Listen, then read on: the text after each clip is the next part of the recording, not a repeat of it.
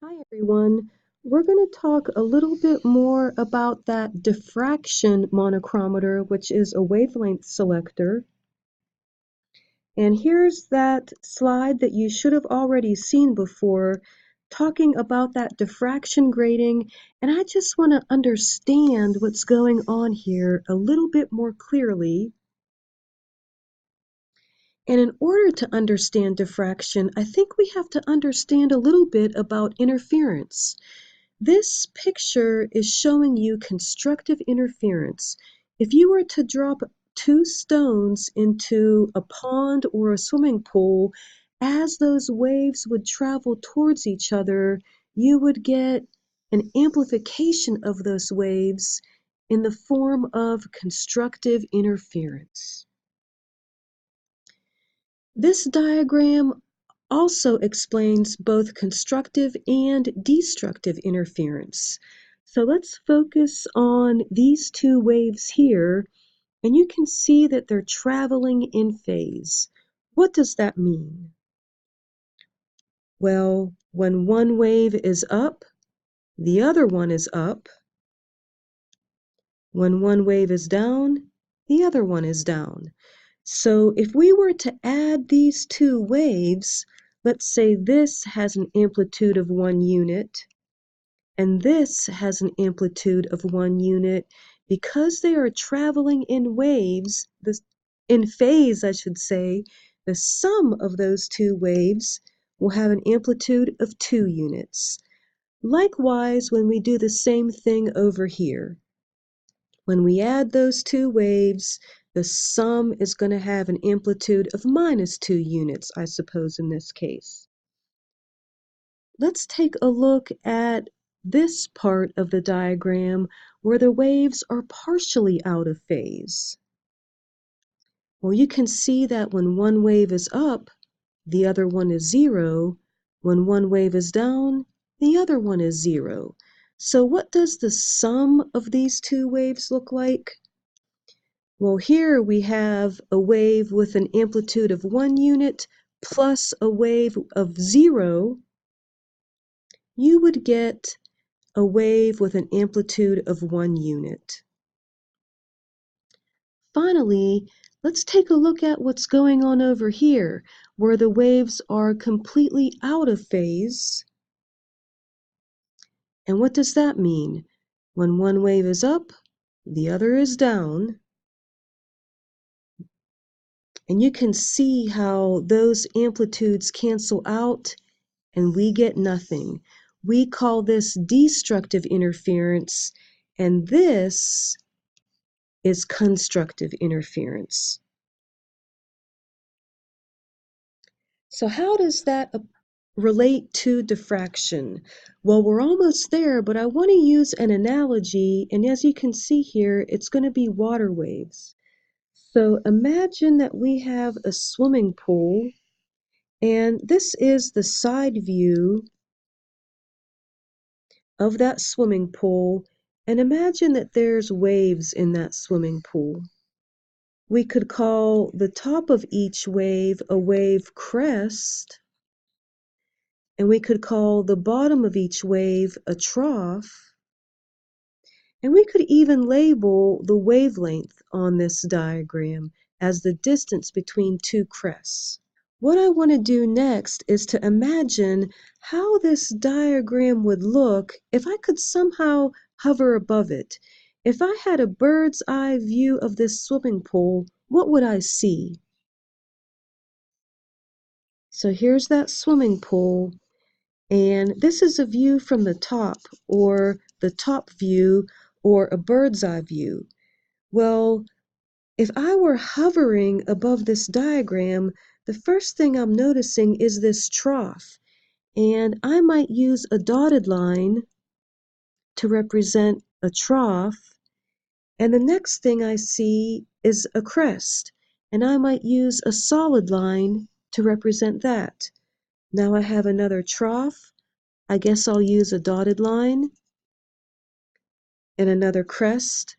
I'll use a solid line. So I think you get the idea of what this diagram would look like if we could somehow get a bird's eye view of that swimming pool.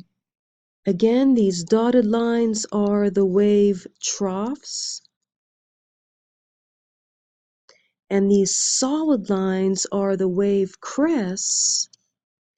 And we could also label the wavelength on our diagram as the distance between two crests. In our next diagram, we're going to kind of rotate this swimming pool 90 degrees, and we're going to place a barrier in the pool. Yes, that's next. So here's my swimming pool, and we're going to place a barrier in it.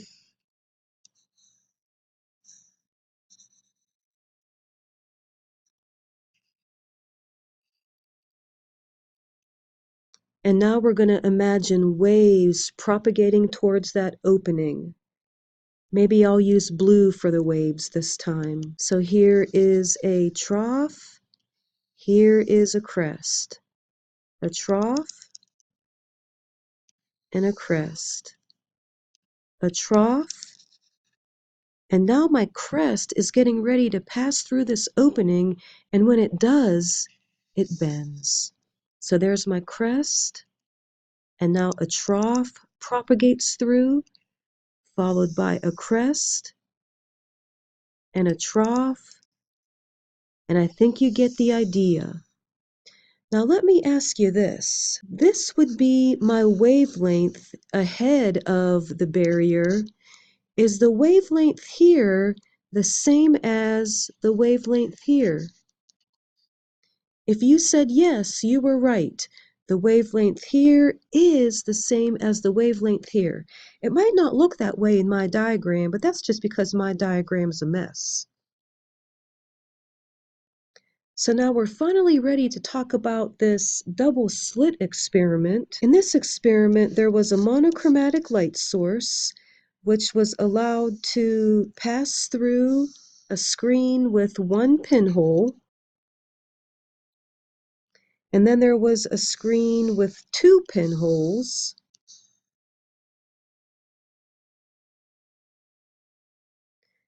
And then at the very back, there was a viewing screen.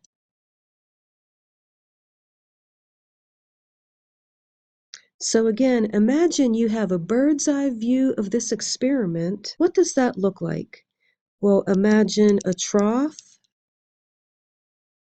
and a crest, and a trough and a crest.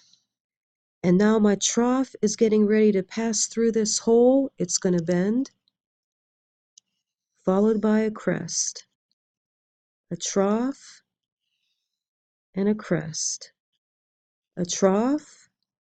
And now my crest is going to pass through these two pinholes, and it's going to bend.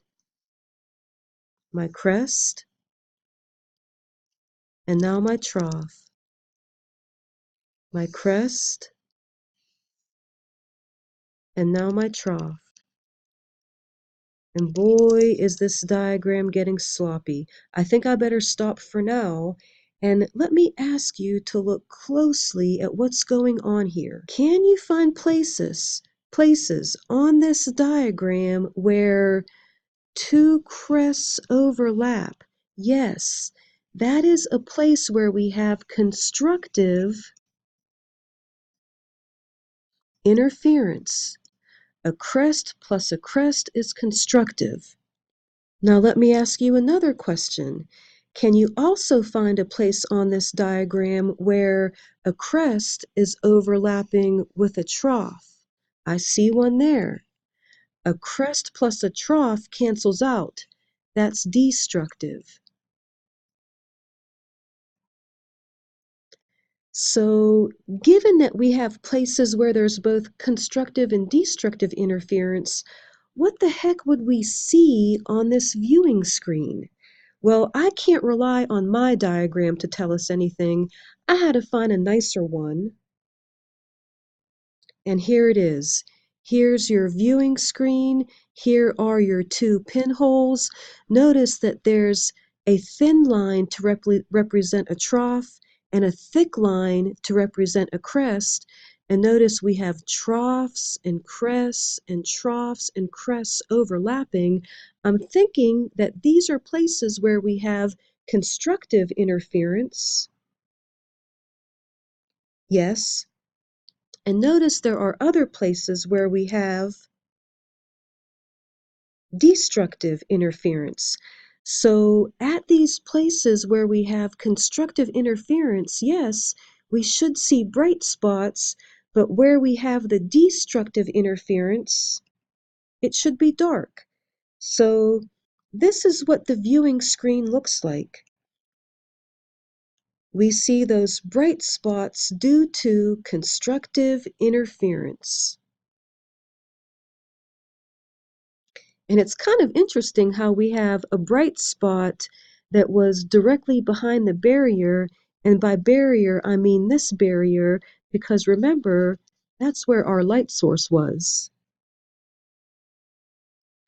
So now we're finally ready to talk about the diffraction equation. This is another view of the experiment that I got from a different book. It's actually the Skoog text. But it's the same thing we've been looking at. Here's your screen with one pinhole. Here's your screen with two pinholes. And here is your viewing screen. We've got a bird's eye view of the experiment, and this distance is the wavelength. And they want us to focus in on a triangle. This triangle produced by points B, D, C. So let me highlight it in this diagram. There it is. Now they want us to notice this point here, labeled point F in this diagram. Notice that line CD is clearly longer than line BD, and it's longer by this distance CF. CF is here. In order to have constructive interference at point D, this distance from C to F, if you look at it in our diagram, doesn't it look like it might be 2 wavelengths long? That is a condition for constructive interference. That distance CF must equal the wavelength or be a multiple of the wavelength. And again, I'm thinking that in our diagram, it appears to be 2 wavelengths long. So here is the diffraction equation. That distance CF must be a multiple of the wavelength. And you can prove to yourself using trigonometry that that distance is equal to BC times the sine of theta, but I don't care if you remember that. I want you to remember order. Lowercase n stands for order. And on the next slide, well, maybe I'll tell you now. In order to have constructive interference here, what are the allowable values of n? Remember, this distance CF must equal the wavelength or be a multiple of the wavelength. So n must be things like 1, 2, or 3, whole numbers. Let's take a look at it on the next slide. Yes, there it is. Look at this first order diffraction and this second order diffraction, or even -1 and -2. These are the allowable values for order, allowable values for n or order. Now let's focus in on another triangle. Here is that distance CF, and again, notice that that distance is a multiple of the wavelength.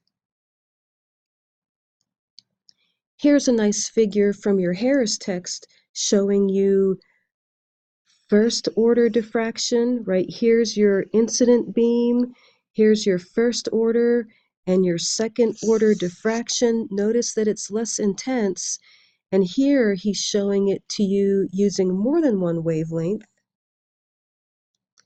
And that's what I want to do here. Remember, with this long wavelength radiation, this is the diffraction pattern that we see corresponding to these bright spots.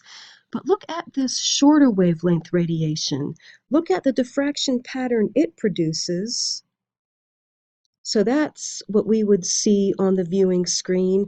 And if we were to overlap those two screens, that long and short radiation would in fact be separated everywhere except for right here. In this case, red and blue would equal purple. So when I think of a diffraction grating, I really do imagine it as a series of pinholes where I have the bending of light and different wavelengths are bent at different angles. So I hope that helped you to understand a little bit more about diffraction. Sorry the video was so long, but thanks for listening.